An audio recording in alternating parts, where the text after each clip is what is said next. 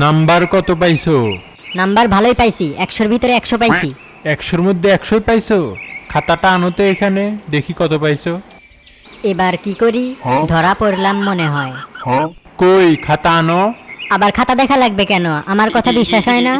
এখানে বিশ্বাস অবিশ্বাসের কি আছে? খাতা দিতে বলছি, খাতা দাও। এই যে খাতা।